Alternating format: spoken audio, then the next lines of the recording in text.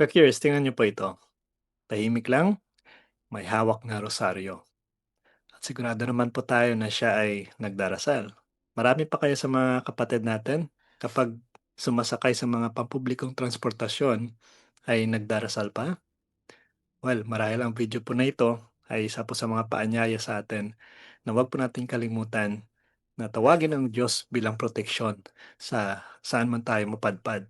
Now, maraming tao po ang tumitingin sa ganitong eksena at iniisip malamang na matandang debosyon na yan, paulit-ulit na dasal. Hindi ba parang idolatry na yan? Pero hindi po nila alam na ang rosaryo po ay isa sa mga pinakamakapangyarihang sandata ng pananampalatayang Katoliko. Hindi po ito pamahiin. Hindi po ito walang saysay na paulit-ulit na panalangin. Ito po ay panalangin na nakaugat mismo sa Biblia, nakasentro sa ating Panginoong Kristo. At may basbas po yan ng simbahan na itinatag ng ating Panginoong Kristo sa loob po ng maraming siglo. At ngayon po, alamin po natin ang 10 benepisyo ng panalangin po ng rosaryo. Ayon mismo sa Biblia at batay din po sa turo ng simbahan. Ang rosaryo po ay hindi po pagsamba sa kay Maria. Well, to make it clear sa mga kapatid natin na hindi nakakaalam ng katuruan ng rosaryo, ito po ay pagmumuni-muni mismo sa buhay ng ating Panginoong Kristo. Kasama na rin po ang kanyang ina. Ito po ay may batayan sa Biblia. Sinasabi nga po in Luke chapter 1 verse 48, ang lahat ng salinlahi ay tatawag sa akin na pinagpala.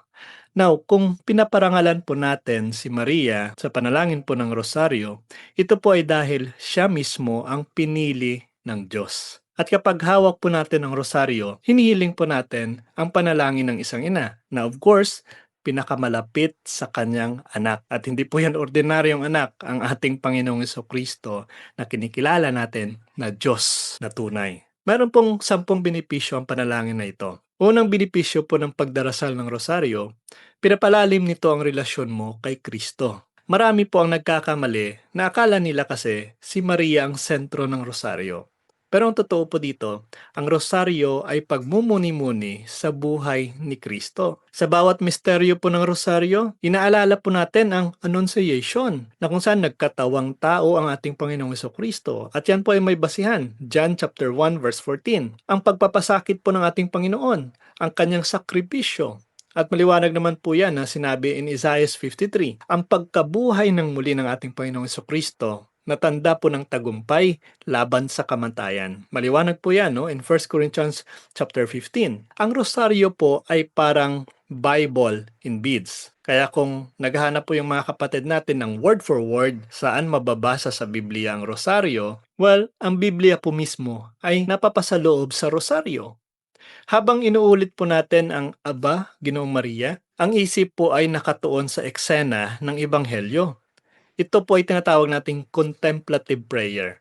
Isang paraan po ng pagninilay na ginagamit na ng mga monghe at santo sa loob po ng maraming siglo. Sinasabi nga po no, in John 15:4, manatili kayo sa akin at ako'y mananatili sa inyo. Ang rosaryo po ay pagtupad sa utos na ito. Pananatili sa ating Panginoong Kristo sa isip at sa puso. Pangalawa po sa benepisyo ng rosaryo, kapag nagdarasal po tayo ng rosaryo, pinapalakas po nito ang pananampalataya sa pamamagitan ng pag-uulit ng salita ng Diyos. Now, may nagsasabi pong bawal ang paulit-ulit na panalangin dahil sa sinasabi sa Matthew 6 verse 7. Ngunit ang pinagbabawal po dito ay walang kabuluhang paulit-ulit or vain repetition. Tandaan po natin ito, hindi po ipinagbabawal or sinasabi sa talatang ito na bawal ang makabuluhang paulit-ulit na panalangin. Kung titingnan po kasi natin, isa po sa mga nagpapatunay na ang mga nasa langit ay talagang nagdarasal din ng rosaryo ay dahil ito po ang isa sa mga ginagawa ng mga nasa langit na mismo. Maliwanag po yung sinasabi dyan sa Isaiah chapter 6 verse 3, and even in Revelation chapter 4 verse 8, anong kanilang ginagawa doon? Sila po ay nagpupuri at sinasabing, banal, banal, banal ang Panginoon. Yan po ay paulit-ulit na salita.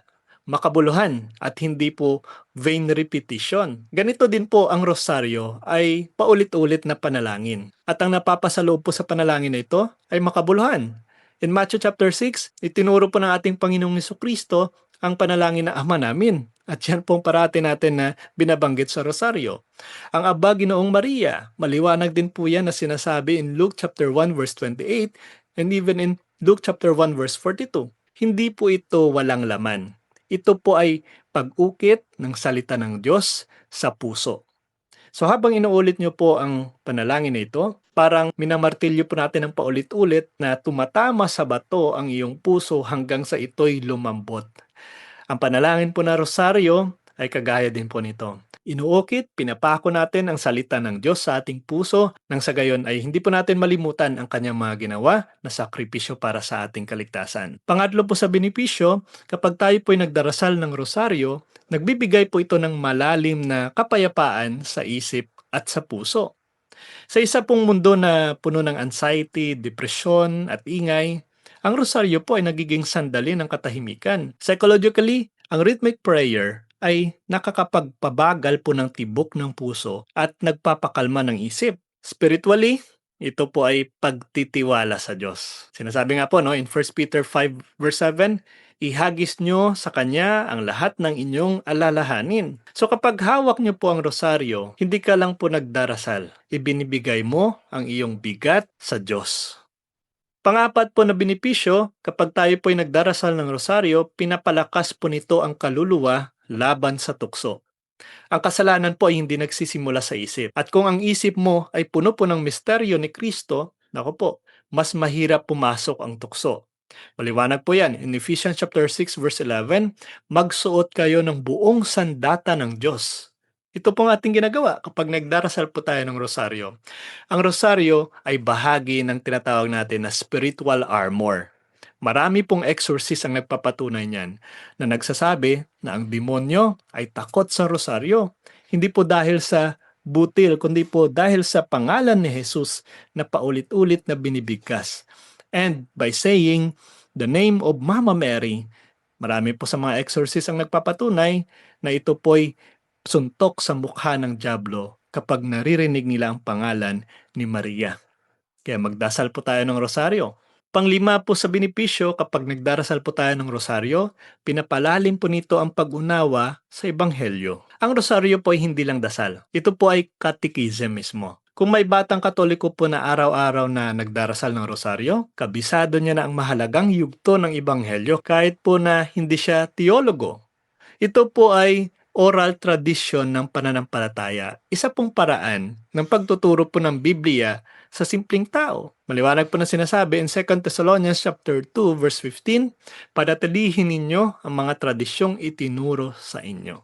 Pang-anim po sa benepisyo, kapag nagdarasal po tayo ng rosaryo, pinapatatag ang ating pamilya. Kapag ang pamilya po ay nagdarasal ng rosaryo, nagkakaroon po tayo ng tinatawag na spiritual unity. Hindi lang po ito ritual. Ito po ay bonding na nakasentro mismo kay Kristo. Marami po kasing pamilya ang nagpapatotoo na ang sabayang pagdarasal ng rosaryo ay nagligtas sa kanilang pagsasama. Maliwanag naman po yan no? In Matthew 18 verse 20, kung saan may 2 o 3 nagtitipon sa aking pangalan, ang Diyos ay nasa kanilang gitna. Pampito po sa benepisyo, kapag nagdarasal po tayo ng rosaryo, pinapalalim po nito ang pagmamahal sa krus.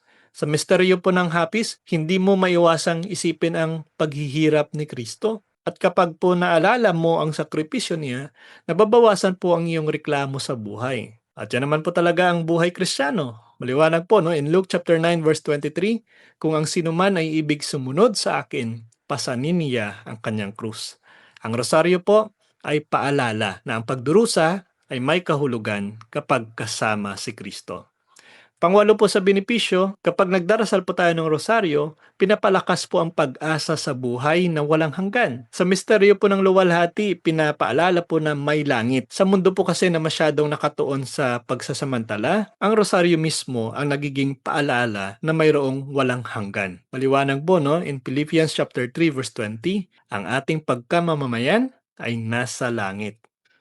Pang-siyam po na benepisyo, kapag nagdarasal po tayo ng rosaryo, pinapalambot po nito ang puso sa pagsisisi. Kapag inuulit po natin na ipanalangin mo kaming makasalanan, inaamin po natin na iyan ang ating kahinaan. Ito po ay disposisyon ng tinatawag natin na kababaang loob. At ayon po sa simbahan, ang kababaang loob ang simula ng kabanalan. Maliwanag po no, in James chapter 4 verse 6, ang Diyos ay laban sa mapagmataas, ngunit nagbibigay ng biyaya sa mapagkumbaba. And last, na benepisyo, kapag nagdarasal po tayo ng rosaryo, pinapanatili ka sa ilalim ng ina ng Diyos na nagtuturo papunta kay Kristo.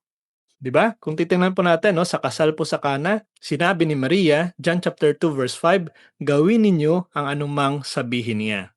Iyan po ay buod ng rosaryo. Hindi ka tinuturo ni Maria sa sarili niya. Itinuturo kaniya pabalik kay Kristo. At sa espiritual po na pakikibaka ng mundo ngayon, ang rosaryo po ay paalala na may ina tayong gumagabay sa atin papunta sa kanyang anak, sa ating Panginoong Hesukristo. Kaya balikan po natin ang matandang babae sa jeep. Hindi po siya sikat, hindi po siya teologo, wala siyang YouTube channel, pero hawak po niya ang sandata ng pananampalataya.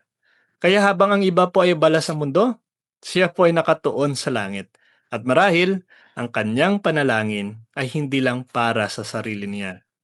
Baka para po sa kanyang pamilya, para sa kanyang apo, para sa bansang ito, o baka para sa katabi niyang nakatingin lang. Kung may nagsabi po na idolatry ang panalangin na rosaryo or ang ginawa po ng nanay or ang ginawa po ni nanay sa jeep, tanungin niyo po siya, saan ba sa rosaryo ang pagsamba kay Maria? Lahat ng misteryo ba ay hindi tungkol kay Kristo? Ang ama namin ba ay hindi galing sa turo ng ating Panginoong Kristo? Ang rosaryo po ay hindi paglayo kay Kristo. Ito po ay paglapit sa Kanya kasama ng Kanyang ina. Kung mawawala pong rosaryo sa kamay ng mga Katoliko, ano pong mawawala? Isang simpleng dasal o isang sandata laban sa kasamaan? And guess what? Baka ayaw po ng iba ng rosaryo dahil sila mismo ay takot sa panalangin na ito. Sa susunod po na makita po natin ang matandang babae na ito na may hawak ng rosaryo, huwag niyo po siyang maliitin. Maaring ang kanyang simpleng bulong ay mas makapangyarihan kaysa sa pinakamalakas na sigaw ng mundong ito. At kung ikaw po ay Katoliko, huwag niyo pong ikahiya ang rosaryo. Ito pa hindi simbolo ng kahinaan. Ito po ay tanda ng pagtitiwala sa Diyos. Kung naniniwala ka na mahalaga ang rosaryo, i-like ang video na ito, i-share po sa mga Katolikong kailangang paalalahanan, at i-comment niyo po kung kailan ka huling nagrosaryo. At simulan niyo po ulit ngayong gabi. Hindi po kailangan na maging matanda, hindi po kailangan na maging perpekto, kailangan mo lang magsimula. Sa gitna po ng ingay ng mundo, hawakan mo ang rosaryo at bumalik sa Diyos. God bless po.